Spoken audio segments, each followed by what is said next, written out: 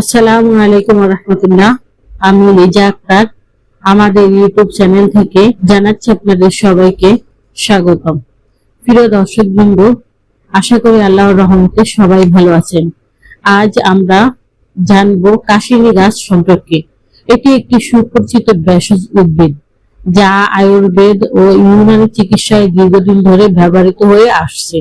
কাশিনী গাছের পাতা, শিকড় এবং বীজ সব অংশই ভেষজ হিসেবে ব্যবহার করা হয়।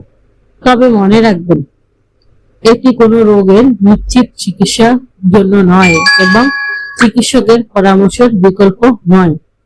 কাশিনী গাছের প্রধান উপকারিতা হলো লিভারের স্বাস্থ্য সহায়ক হতে পারে। পরিচালিত ভেষজ চিকিৎসায় কাশিনী লিভারের স্বাভাবিক কার্যক্রম সহায়ক হিসেবে ব্যবহৃত হয়। হজমে সহায়তা করতে পারে।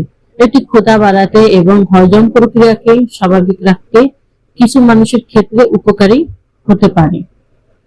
কোষ্ঠকাঠিন্য কমাতে সাহায্য করতে পারে। কাশিনীতে থাকা কিছু প্রাকৃতিক আঁশ অন্ত্রের স্বাভাবিক কার্যক্রম সহায়তা করতে পারে। শরীরের অ্যান্টিঅক্সিডেন্ট সরবরাহ করে।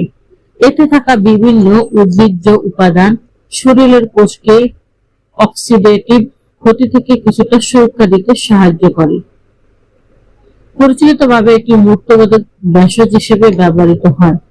তবে একটি গুরুত্বপূর্ণ বিষয় মনে রাখবেন, কাশিনী গাছের উপকারিতা নিয়ে কিছু বৈজ্ঞানিক গবেষণা থাকলেও সব দাবির জন্য শক্তিশালী প্রমাণ এখনো নেই। তাই কোনো রোগের চিকিৎসার জন্য শুধুমাত্র এই গাছের উপর নির্ভর করা উচিত নয়। গর্ভবতী নারী, স্তন্যদানকারী মা, শিশু অথবা যারা নিয়মিত ওষুধ খান তারা কাশিনী ব্যবহার করার আগে অবশ্যই একজন নিবন্ধিত চিকিৎসক বা যোগ্য চিকিৎসকের বিশেষজ্ঞের পরামর্শ নেবেন। ভেষজ গাছ আমাদের জন্য উপকারী হতে পারে, তবে সঠিক ব্যবহার এবং সচেতনতাই সবচেয়ে গুরুত্বপূর্ণ।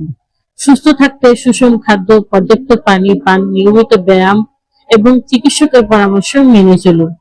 ভিডিওটি ভালো লাগলে একটি লাইক দিন, বন্ধুদের সঙ্গে শেয়ার করুন এবং এমন আরো তথ্যবহুল ভিডিও পেতে আমাদের চ্যানেলটি সাবস্ক্রাইব করতে ভুলবেন না। প্রিয় দর্শকবৃন্দ, আজ এ পর্যন্তই। সবাই ভালো থাকেন, সুস্থ থাকেন। দেখা হবে পরবর্তীতে নতুন কোনো ভিডিও নিয়ে। আসসালামু আলাইকুম ওয়া রাহমাতুল্লাহ। আল্লাহ হাফেজ।